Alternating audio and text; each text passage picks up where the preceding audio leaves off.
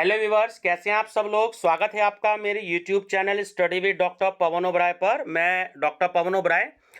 देखिए, आज से क्वेश्चन स्टार्ट कर रहा हूं क्योंकि आपका जो है इस मंथ के लास्ट में यानी कि नवंबर का मंथ स्टार्ट हो गया है और इस मंथ के लास्ट में जो है आपका सी टेट का पेपर है। ठीक है ना, यूपी टेट का और सी टेट का भी शायद एग्जाम है, इकट्ठे ही हो रहे हैं।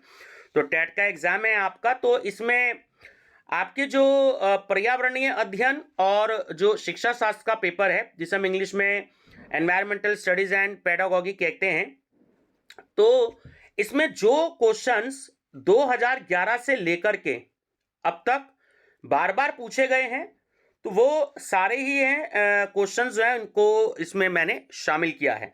चाहे वो सी टेट हो, यू टेट हो, यूपी टेट हो, मध्य प्रदेश की संविदा हो, छत्तीसगढ़ का आपका टेट हो, बिहार का हो, झारखंड का हो, राजस्थान टेट हो, हरियाणा टेट हो, हिमाचल टेट हो और पंजाब टेट हो, तो सारे ही स्टेट्स के आए हुए क्वेश्चन जो हैं वो इसमें शामिल किए हैं। टॉपिक है आपका पर्यावरणीय अध्ययन और शिक्षा शास्त्र। तो इसमें जो आपका फर्स्ट टॉपिक है परिवार, ठीक है। तो परिवार से रिलेटेड जो है काफी सारे क्वेश्चंस आते हैं, तकरीबन 3 या 4 क्वेश्चंस आ जाते हैं। तो 5 टॉपिक है इसमें, परिवार, भोजन, आश्रय या आवास, जल और भ्रमण। ये तो आपके पर्यावरणीय अध्ययन से संबंधित टॉपिक है। तो मैं इसमें स्टार्ट कर रहा हूं, तो ये पहली वीडियो जो है मैं इसमें बना रहा हूं, ठीक है ना। तो काफी सारे एमसीक्यूज जो हैं मैंने इसमें दिए हैं, तो आपसे मैं डेली डिस्कस करता रहूंगा इस टॉपिक पर। तो वीडियो पसंद आए तो लाइक शेयर सब्सक्राइब जरूर कर लीजिएगा। चैनल नेम है study with doctor Pavan Oberoi और प्लेलिस्ट विजिट करिएगा। ये सारी जो वीडियो हैं ये प्लेलिस्ट में आपको मिलेंगी। प्लेलिस्ट यही होगी, एनवायरमेंटल स्टडीज एंड पेडागोगी के नाम से, ठीक है ना। तो बहुत सारे क्वेश्चन जो हैं वो इसमें मैंने दिए हैं। तो स्टूडेंट्स, मैंने आंसर पर टिक नहीं लगाए हैं क्योंकि काफ़ी सारे क्वेश्चंस स्टूडेंट्स कहते हैं कि सर आंसर पर टिक लगा दिया तो हमें सोचने का टाइम नहीं मिला, तो इसलिए मैं आंसर आपको बताता जाऊंगा, ठीक है ना। चलिए, तो नंबर फर्स्ट क्वेश्चन है आपका कि परिवार की इकाई होता है। तो स्टूडेंट, परिवार की जो इकाई होता है वो ऑप्शन सी करेक्ट होता है इसमें कि प्रत्येक व्यक्ति, हर एक व्यक्ति जो होता है वो परिवार की इकाई होता है। बच्चों का प्रथम गुरु किसे माना जाता है, तो ये भी आप सब जानते हैं, बड़ा ही नॉर्मल क्वेश्चन है कि माता को माना जाता है। ऑप्शन सी करेक्ट है। आदर्श परिवार किसे माना जाता है, तो जो आदर्श परिवार होता है वो एक छोटे परिवार को माना जाता है। Option B. वनों के प्रत्यक्ष लाभ का उदाहरण है, तो देखिए बिल्कुल सही आंसर है। आपका अंदाजा भी बिल्कुल सही है कि वनों से लकड़ी प्राप्त करना, क्योंकि क्वेश्चन में प्रत्यक्ष लाभ पूछा है ना, बिल्कुल जो डायरेक्ट हमें बेनिफिट होता है, तो वनों से लकड़ियां जो हैं वो हमें मिलती हैं, ठीक है। अगर हम बात करें क्वेश्चन नंबर 5 की कि फूलों की संरचना को ध्यान से देखने पर अंडाशय के अंदर छोटी छोटी गोल संरचनाएं पाई जाती हैं, तो ये क्या होती हैं, तो इन्हें हम कहते हैं बीजांड। ऑप्शन नंबर ए सही है इसमें। संयुक्त परिवारों में आश्रित व्यक्तियों की देखभाल में कोई परेशानी नहीं होती। तो आश्रितों में क्या शामिल होता है, देखिए ध्यान से आपको क्वेश्चन की स्टडी बहुत ध्यान से करनी पड़ेगी। मल्टीपल चॉइस क्वेश्चन में यही होता है कि हमें क्वेश्चंस की स्टडी जो होती है वो बड़े ही ध्यान से करनी होती है। कई बार हमें आंसर पता होता है लेकिन लैंग्वेज को ऐसा घुमा दिया जाता है कि हम आंसर का अंदाजा लगाना थोड़ा सा मुश्किल हो जाता है हमारे लिए। तो देखिए, आश्रितों में वृद्ध भी शामिल होते हैं, बच्चे भी शामिल होते हैं और अस्वस्थ व्यक्ति भी शामिल होते हैं। तो डी ऑप्शन बिल्कुल सही है कि ये सभी। हरे पौधे दिन के समय कार्बन डाइऑक्साइड की बजाय वायुमंडल में ऑक्सीजन छोड़ते प्रतीत होते हैं, क्योंकि अब देखिए आंसर इसमें मैं बता देता हूं आपको, सी करेक्ट है। थोड़ा सा आपको इसमें डीप स्टडी करनी होगी कि दिन के समय प्रकाश संश्लेषण की दर श्वसन की दर से अधिक होती है। यह बात आपको ध्यान रखनी है कि दिन के समय प्रकाश संश्लेषण की जो दर है वो श्वसन की दर से अधिक होती है। क्वेश्चन नंबर 8 के बालक को दिए जाने वाले आराम व निस्वार्थ प्रेम का सर्वोत्तम उदाहरण है? तो देखिए, बालक है, जिस परिवार में रहेगा उसी का सर्वोत्तम उदाहरण होगा, तो ऑप्शन सी करेक्ट है कि वह जिस परिवार में रहता है। आपके विद्यालय में खेलों का आयोजन हो रहा है, तो ऐसी स्थिति में आप करेंगे। तो देखिए, क्या आपको करना होगा इस कंडीशन में? तो ऑप्शन बी बिल्कुल सही है कि आप यथासंभव विद्यालय परिसर में रहकर छात्रों का उत्साहवर्धन करेंगे। परिवार की परिकल्पना के पीछे आधारभूत तथ्य है, ये आपको बताना है। तो बिल्कुल ऑप्शन ए सही है इसमें आपका, कि मानव का सामाजिक प्राणी होना, क्योंकि मानव जो है, मनुष्य जो है, वो एक सामाजिक प्राणी है। ये लाइन आपने छोटी क्लासेस में भी सुनी ही होंगी, तो बिल्कुल सही आंसर है ये। पशुओं को किसी विशिष्ट उद्देश्य के लिए रखना व पालन पोषण करना क्या कहलाता है? तो बिल्कुल ऑप्शन एक सही है, पालतू बनाना। छोटे बच्चों के समाजीकरण में खेलों द्वारा जो लाभ मिलता है वह है, तो वह है ऑप्शन नंबर बी, कि बालक सामाजिक प्रत्याशाओं, इंग्लिश में कहते हैं एक्सपेक्टेशंस, के अनुकूल समायोजन सीख लेता है। बहुत ही इंपॉर्टेंट है स्टूडेंट्स क्वेश्चन, है ना। चलिए क्वेश्चन नंबर 13 की बात करते हैं। क्वेश्चन नंबर 13 क्या है आपका इसमें? अधिकतर शिक्षा बोर्डों ने पशुओं के विच्छेदन पर प्रतिबंध लगाया है, क्योंकि ऑप्शन बी, कि पशुओं के प्रति क्रूरता को रोकने के लिए विद्यार्थियों को संवेदनशील करने की आवश्यकता है। पता होना चाहिए ये आपको, है ना। 14, जल बीजों के अंकुरण को कैसे प्रभावित करता है? ठीक है, तो हो गया क्वेश्चन। और पता लगाने के लिए शिक्षकों ने विद्यार्थियों को सेम के बीज रुई की परत पर भिगोकर कुछ दिन रखने के लिए और उसमें परिवर्तन देखने के लिए कहा। तो वह कौन सी एक महत्वपूर्ण सलाह देना भूल गया टीचर, ठीक है, शिक्षक, कि उनको निम्न प्रकार से रखना होगा, ये बताना टीचर भूल गए। तो आपसे भी ये क्वेश्चंस पूछे जा सकते हैं एग्जाम में। एक्चुअली किसी किसी क्वेश्चन में ईयर मेंशन नहीं है, क्वेश्चन नंबर 48 से आगे के ईयर मेंशन है, तो यहाँ पे ईयर मेंशन नहीं है। तो सारे एग्जाम में मोस्टली क्वेश्चंस आए हुए ही हैं जिनकी स्टडी हम इस वीडियो में कर रहे हैं। तो टीचर ये बात बताना भूल गए कि ऑप्शन ए, कि थोड़े बीज गीली रुई पर, ठीक है, थोड़े बीज गीली रुई पर, ठीक है, ध्यान रखेंगे। अब जो टॉपिक है ना आपका परिवार, उससे रिलेटेड भी ये क्वेश्चंस है कि परिवारों के टूटने के फलस्वरूप बच्चों पर होने वाली जो प्रतिक्रिया है क्या होती है? तो देखिए, तीनों ही प्रतिक्रियाएं बिल्कुल सही है, कि बच्चों का अंतर्मुखी होना, बच्चों में विद्रोह पनपना, बच्चों का कुंठित होना, ठीक है, ध्यान रखना। तो सारे ही ऑप्शन बिल्कुल करेक्ट हैं, ऑप्शन डी सही है कि ये सभी। पत्तियों पर शिराओं द्वारा बनाए गए डिजाइन को किस नाम से जाना जाता है? बहुत ही मोस्ट इंपॉर्टेंट क्वेश्चन है। तो उसे जाना जाता है शिरा विन्यास के नाम से, ऑप्शन बी। पत्तियों द्वारा बनाया गया भोजन पौधों में किस रूप में संचित होता है? ये भी बहुत इंपॉर्टेंट क्वेश्चन है। वो होता है ऑप्शन नंबर सी, ग्लूकोज अथवा सरल शर्करा। वनों के तने या शाखाओं में निकली हुई विशेष जड़ें किस नाम से जानी जाती हैं? यह है आपका ऑप्शन नंबर सी, एवस्थम जड़, ठीक है। कुछ स्टूडेंट्स हिंदी के वर्ड हैं, एक्चुअली थोड़े से साइंस से भी रिलेटेड होते हैं, तो क्योंकि आते हैं एग्जाम में तो आपको याद इन्हें रखना पड़ेगा। पौधों की चालनी नलिका कोशिकाओं और स्तनधारियों की लाल रुधिर कोशिकाओं, जैसे हम इंग्लिश में कहते हैं रेड ब्लड सेल्स, आरबीसी, की संरचना में विशेष समानता है।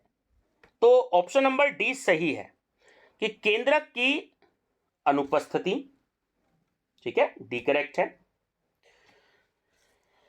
सेरीकल्चर संबंधित है।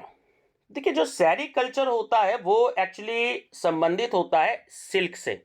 ध्यान रखिएगा, बहुत इंपॉर्टेंट है। सेरीकल्चर जो है वो सिल्क से संबंधित होता है। निम्न में से किस गैस के कारण पौधों में पत्तियों का सिकुड़ना, पत्तियों का गिरना तथा आकार में छोटे होना पाया जाता है? सही आंसर है आपका ऑप्शन नंबर बी, CO।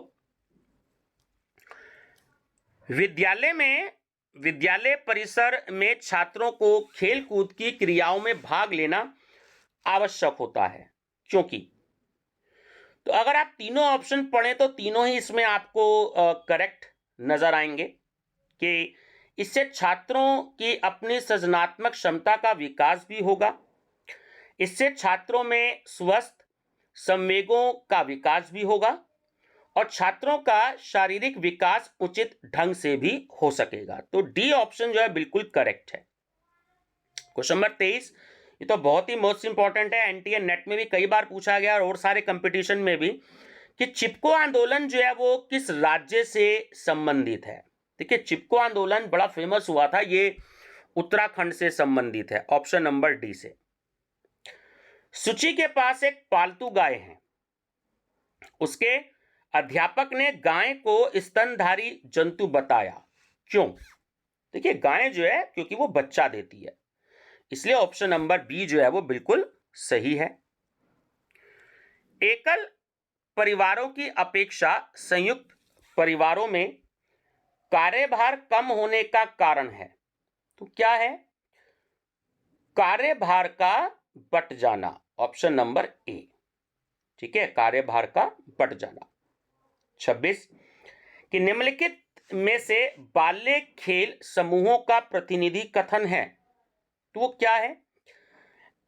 सी, कि बालकों के शारीरिक संगठन में पर्याप्त अंतर, बालकों के शारीरिक संगठन में पर्याप्त अंतर होता है। ठीक है, तो ऑप्शन नंबर सी जो है बिल्कुल करेक्ट है। हमारे आस पड़ोस में पाए जाने वाले अधिकतर पेड़ पौधों की पत्तियां हरी होती हैं, क्यों? ऑप्शन बी सही है, क्योंकि पत्तियों में पाए जाने वाले पर्णहरित के कारण। पेड़ के तंत्रों में से प्रोहतंत्र के संबंध में कौन सा विकल्प असत्य है? ठीक है, तीनों स्टेटमेंट बिल्कुल सही है, ए, बी और डी। ऑप्शन नंबर सी जो है वो बिल्कुल असत्य है, और हमसे असत्य पूछा है तो असत्य ही टिक लगाना है, तो ऑप्शन सी है इसमें, कि इसमें तना व शाखाएं सम्मिलित नहीं है। मूल गोप, जिसे इंग्लिश में हम रूट कैप कहते हैं, नहीं पाया जाता, किसमें? बहुत इंपॉर्टेंट क्वेश्चन है। जो रूट कैप है एक्चुअली वो जलीय पौधों में, जिसे जलोदविद भी कहते हैं ना, तो जलीय पौधों में नहीं पाया जाता है, ध्यान रखेंगे। एक अच्छे शिक्षक को खेल कूद में सक्रिय रूप से भाग लेना चाहिए, क्योंकि अब देखिए क्यों भाग लेना चाहिए, तो इसका आंसर आप बड़े आसानी से पता लगा सकते हैं अगर आप कहीं भी टीचिंग कर रहे हैं, जॉब कर रहे हैं, क्योंकि इससे उसे छात्रों के निकट संपर्क में आने का अवसर मिलता है। ऑप्शन नंबर ए सही है। प्रकाश संश्लेषण संपादित होता है, तो जितने भी हरे पौधे हैं, है ना, ऑप्शन सी, सभी हरे पौधों द्वारा। अन्य मृत जंतुओं पर जीवन निर्वाह करने वाले प्राणी को कहा जाता है, तो इसमें आपका ऑप्शन नंबर सी जो है वो बिल्कुल सही है, स्केवेंजर। जैसे जो जंतु मर जाते हैं उन पर जो जीवन निर्वाह करते हैं, ऐसे जो प्राणी होते हैं उनको हम स्केवेंजर कहते हैं, ऑप्शन नंबर सी। पेड़ पौधे प्रदूषण को घटाते हैं क्योंकि वे अवशोषण करते हैं, तो आप सब जानते ही हैं, कार्बन डाइऑक्साइड का, ऑप्शन नंबर बी करेक्ट है। अधिकतर जो पेड़ पौधे होते हैं वो कहां पाए जाते हैं? ऑप्शन नंबर ए, स्थल मंडल में। निम्नलिखित में से कौन सा सदाबहार पेड़ नहीं है। देखिए, सदाबहार पेड़ जो शहतूत होता है ना, वो नहीं होता। बहुत ही इंपॉर्टेंट क्वेश्चन है, कई बार आया हुआ है एग्जामों में, कंपटीशन में। शहतूत जो है वो सदाबहार पेड़ नहीं होता। ठीक है। पौधों में प्रकाश संश्लेषण क्रिया किस रंग में सबसे अधिक होती है? ये भी आप लोग बता सकते हैं, वो छोटी क्लासेस में हमने पढ़ा भी है। हरा रंग जो होता है। निम्नलिखित में से किससे कुनैन नामक दवा प्राप्त होती है? बहुत ही मोस्ट इंपॉर्टेंट क्वेश्चन है। सिनकोना, जो सिनकोना है उससे ही कुनैन नामक की जो दवाई होती है वो आती है। भारत का राष्ट्रीय पशु कौन सा है? आप सब जानते हैं, बाघ, ऑप्शन सी।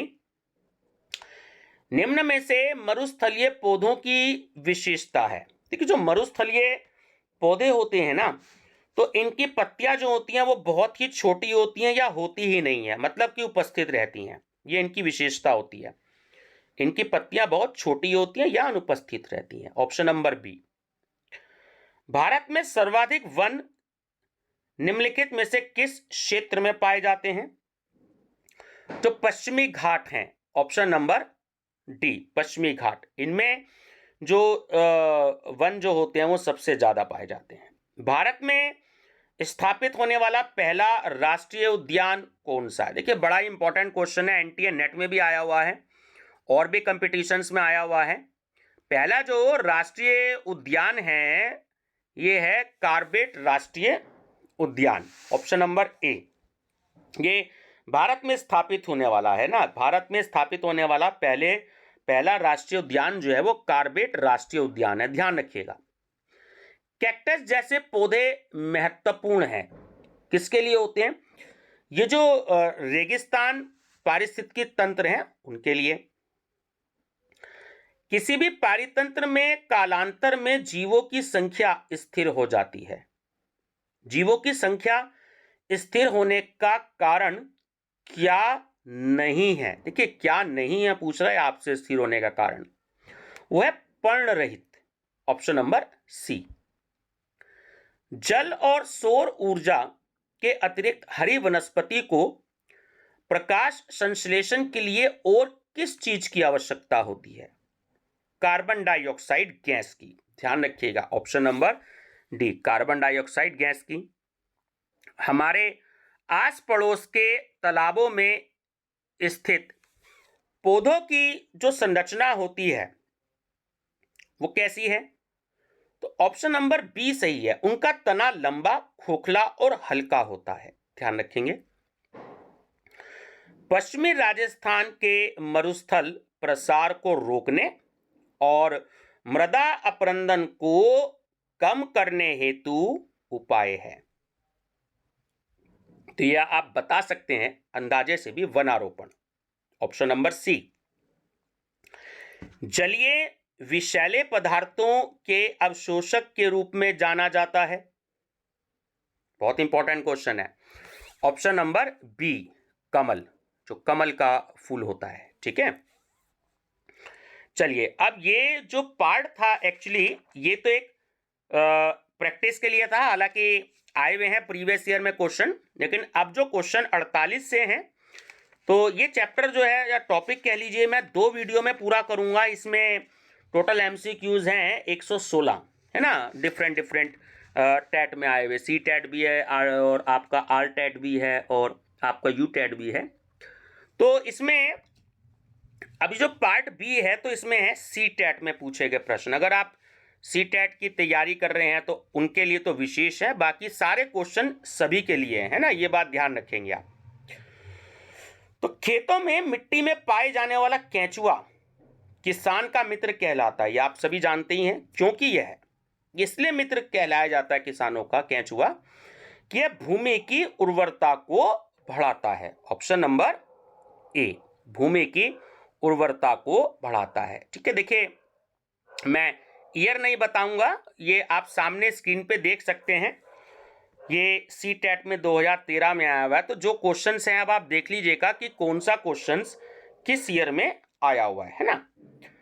पक्षी अपनी गर्दन बहुत अधिक हिलाते हैं, इसका कारण है, क्या कारण है?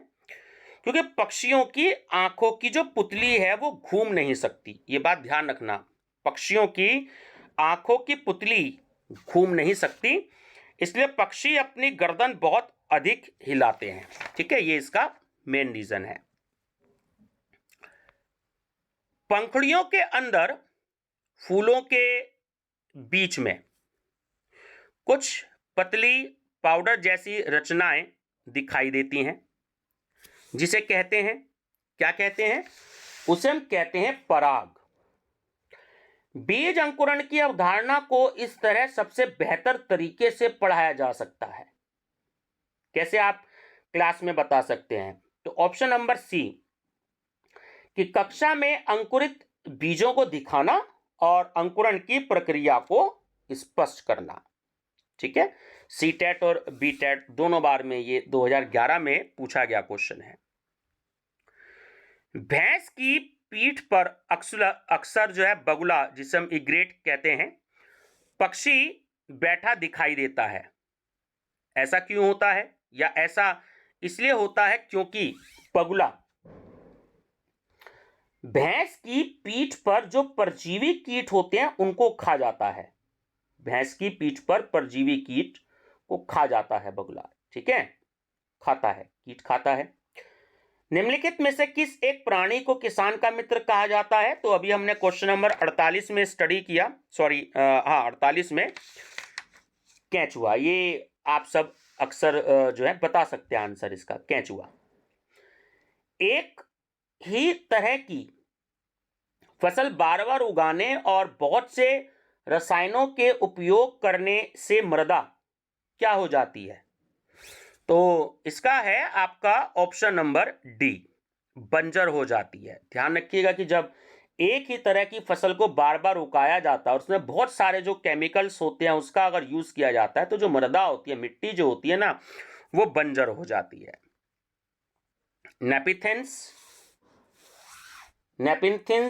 नेपिन्थिस एक ऐसा पौधा है जो मेंढकों, कीड़ों मकोड़ों और चूहे जैसे छोटे जीवों को अपने अंदर फांस कर खा जाता है। तो हमारे देश में यह पौधा पाया जाता है। ध्यान रखिएगा, ये जो पौधा होता है ना, ये सिर्फ और सिर्फ मेघालय में पाया जाता है। ठीक है, ध्यान रखिएगा। नेक्स्ट है क्वेश्चन नंबर 56। एक पश्मीना शॉल लगभग साधारण स्वेटरों के बराबर गर्म होती है तथा एक साधारण पश्मीना शॉल को बुनने हेतु कितने घंटों का समय लगता है? देखिए, ऑप्शन सी करेक्ट है। पहले फिल दी ब्लैंक्स में तो आएगा 10, कि लगभग 10 साधारण स्वेटरों के बराबर गर्म होती है।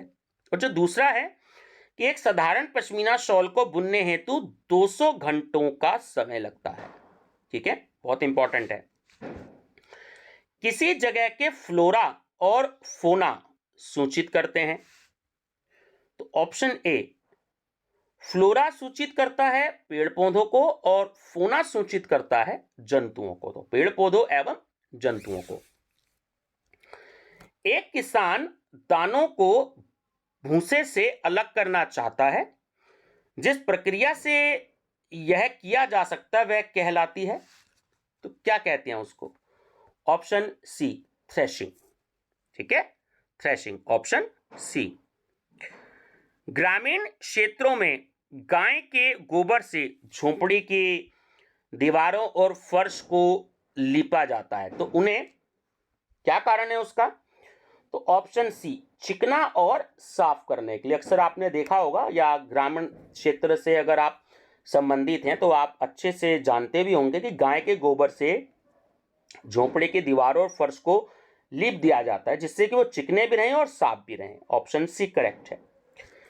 किसके नेतृत्व में चिपको आंदोलन को बल मिला? तो वो थे सुंदरलाल बहुगुणा जी। एनटीए नेट में भी आया हुआ क्वेश्चन है। देखिए, मैं एनटीए नेट इसलिए बोल रहा हूं क्योंकि आप में से बहुत सारे कैंडिडेट ऐसे होंगे जो एनटीए नेट की भी तैयारी कर रहे होंगे, तो उसका भी नवंबर एंड में एग्जाम है ना।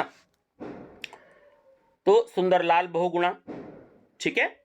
इसे आगे के जो क्वेश्चंस हैं स्टूडेंट्स वो मैं अगली वीडियो में डिस्कस करूंगा, नहीं तो वीडियो जो है वो बहुत ज़्यादा बड़ी हो जाएगी। वैसे भी 25 मिनट की लगभग जो है वो वीडियो हो चुकी है। तो काफ़ी सारे क्वेश्चंस हैं इसमें, टॉपिक्स हैं, तो मैं आपसे डिस्कस करता रहूँगा। और मेरे पास काफ़ी सारे एमसीक्यूज़ हैं इससे रिलेटेड। और अगर आपको पर्यावरण अध्ययन भी देखना है तो मेरी बहुत सारी प्लेलिस्ट बनी हुई है एनवायरमेंटल स्टडीज़ के नाम से, तो उसमें मैंने क्वेश्चन पेपर भी सॉल्व करवा रखे। तो आप मेरी पहली प्लेलिस्ट जो बनी हुई है उसके आप स्टडी कर सकते हैं। ठीक है व्यूअर्स, तो बने रहिएगा मेरे चैनल पर study with doctor Pavan Oberoi पर। Thank you.